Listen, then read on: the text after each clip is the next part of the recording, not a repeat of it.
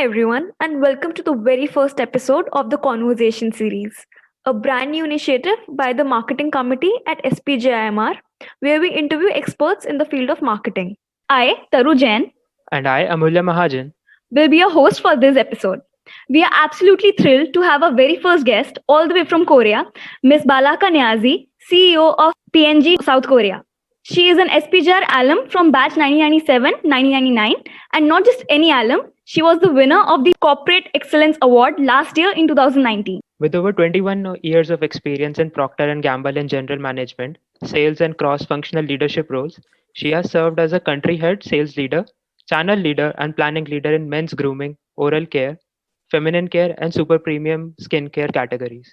She is currently a member of the Board of Governors, AMCHAM Korea, USKBC and FIAC Seoul Metropolitan Government. She has also contributed in the space of gender equality in PNG and outside PNG.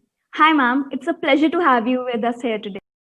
Hello, Taru and Amulya. Pleasure being here. I'm really honored and thank you for all your kind words.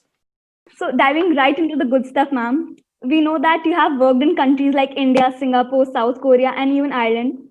What differences did you observe in the cultures and the consumer behaviors compared to that of India?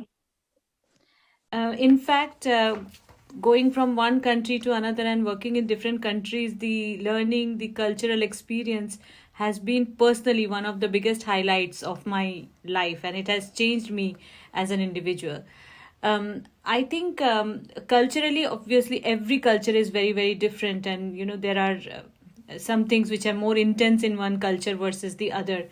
But what I finally felt, having lived in 4 different countries, is that some of the core human values remain still the same, and which is what helps us connect with people all over the world.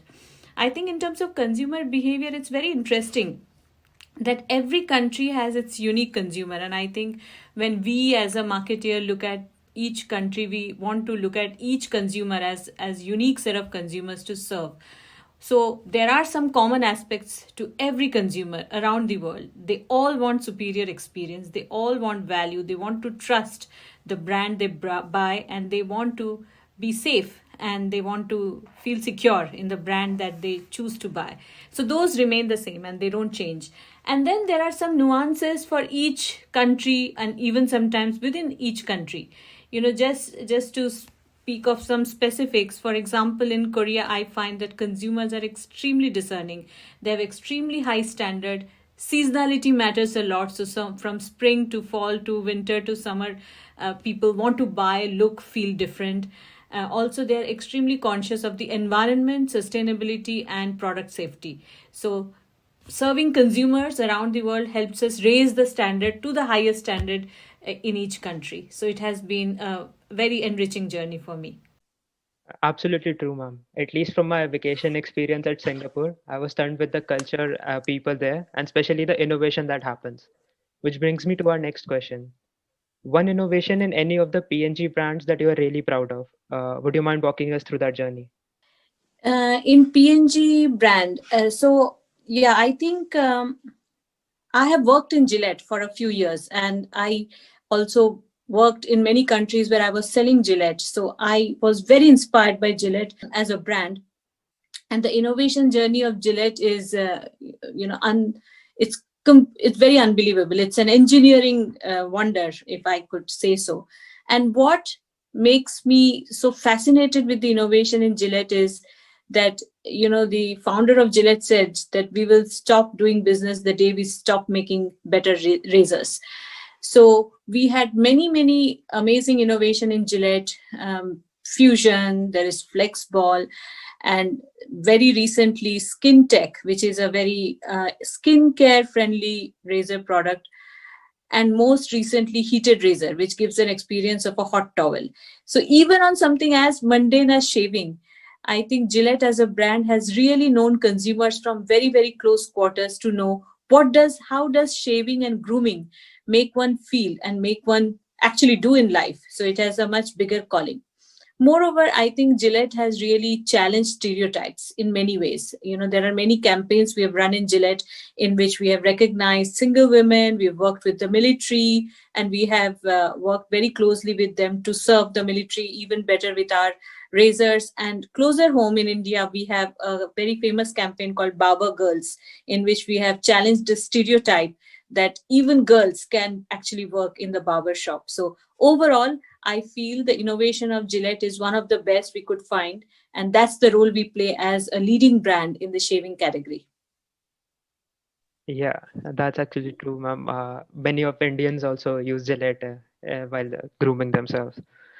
So talking about innovation itself, there has been increasing innovation in e-commerce, which led to its growth in Asia Pacific region, especially India and South Korea. Do you think that this growth will sustain? Yeah, actually, in South Korea, e-commerce has already been quite big part of our overall retail. It's almost 40%. So with COVID, we did not see a huge difference, but it actually accelerated a bit. But in many countries, including India, it has accelerated. Whether it will stay or not, we don't know, to be honest. Nobody can predict. But what I have seen in Korea, where the business moved from 20% when I was in Korea in 2014, for 2 years, it was around 20%, to what I see now is 40%. That change, actually, people get used to the change and people like the convenience, they like the freedom to order. However, our retail landscape around the world is so diverse. I do believe that there is place for many types of retail, and we will see more and more, new and emerging formats of retail coming up. The other interesting fact about e-commerce is that it's not a selling channel. It is an ecosystem in itself. So an e-commerce is a media space, it's a search engine, it's a retail space to sell and buy products. So as companies also learn and reinvent themselves to work in the ecosystem rather than have a selling buying relationship with e-commerce, I think e-commerce will evolve to play a bigger role for us than just a channel, as you can see today in China, where Ali is such a huge influence, right from Alipay to everything that you can think of. That's really insightful. Yeah, true. And this brings me to another growing trend, which is K beauty. And that is something which we really love. I think in India, it's a growing trend also. So, about K beauty, how does P&G Korea use this trend in the domestic or even international markets? So actually, K beauty is very famous, and it is made famous by a lot of Korean beauty brands. And P&G does not have a Korean beauty brand in Korea. However, what is important is, I'm glad and I'm so proud of being in Korea that you've heard about K beauty, but there are many such innovation in which Korea is actually a starting point. So for example, super thin brush is quite popular around the world now. It's different type of brushing. It started in Korea.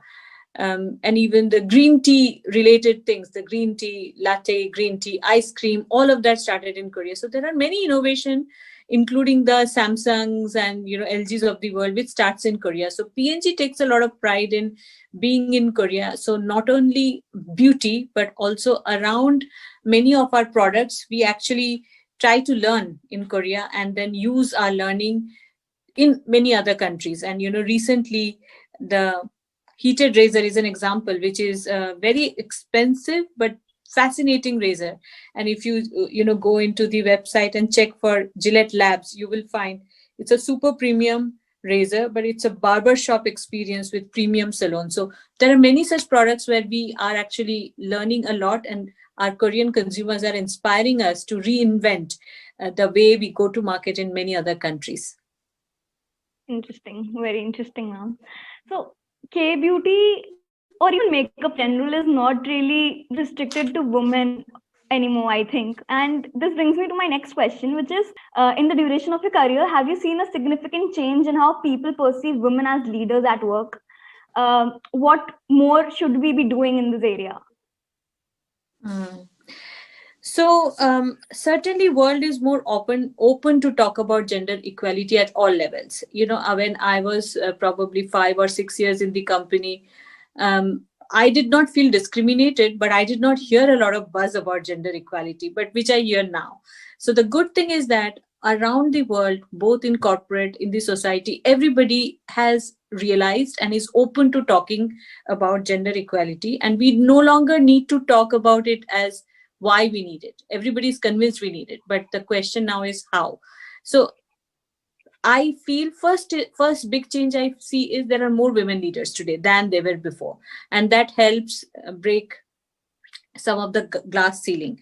The second is that while the fundamental hasn't changed and people still ultimately want leadership to perform, they want leadership to be decisive, they want leadership to be competent, there's nothing gender about it. That hasn't changed, and I think that is good, because we want leadership which may have different styles but still delivers great outcome. But I see very welcome change, especially in many companies and government, where there is a huge effort to make sure we create equal opportunity for women. We are able to create enough level playing field, and we are making a system where women and men can thrive equally. Just to give you some numbers, PNG in the Asia Pacific, Middle East, India region is 48% women and 52% men at all levels overall. But at senior leadership level, we are 38% women, which is higher than many companies, but still not 50-50. And we are very clear, we are very unapologetic about that goal that we want to get to 50-50. So I see more energy, more commitment, but there is so much more to be done. True, ma'am. So much more to be done. But I think we can all see a positive change and hope that we continue on the same direction. Now coming on to another issue which we have to talk about, and that is COVID-19 pandemic. So how have FMCG marketing companies ensured that consumers or customers have interacted with the brand during the COVID pandemic? So, yeah, I have seen some of the greatest examples, both in PNG and outside PNG. I think the first and foremost thing is that the many brands and many companies I have felt has done a very responsible marketing, which means they didn't think all the time just commercial. They thought about their employees, they thought about safety. And even in PNG, for us, the number one priority till today remains the safety and hygiene, health of our employees and their family, which is good. And I saw that all across in many companies, and I can talk about PNG for sure. How the FMCG companies have evolved. So first of all, how has the consumer evolved? So if you see, with lockdown and restriction, first of all, there is less movement of people around. So there's less travel opportunity. And that means people are more homebound. So they're more at home. And what that means is they consume different types of media, and they consume more media. So they watch more TV, they watch more Netflix, and they do more gaming. They are more on social media. So there's so much more consumption of media than ever before. Also, we found that media habits have changed. For example, people watched news much more than they watched, other things. And so first change most companies have done is to adapt their media plan so that they can actually talk to the consumers where the consumers are. I think the second one is that many companies actually also made sure that they are able to cater to the demands of higher need of hygiene and sanitization that consumers have.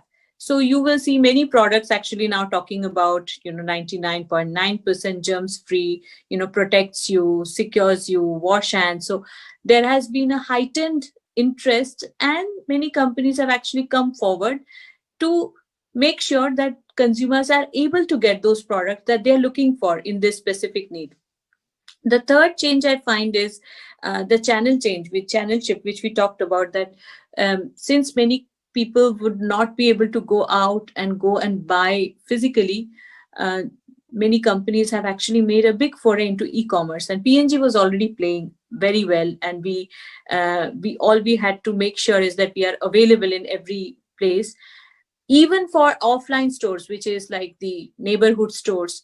PNG actually created in India very famously called the Suraksha zone, in which people can go and buy products with safety and security. So I saw such inspiring cases in which companies rebranded their products to be more hygienic.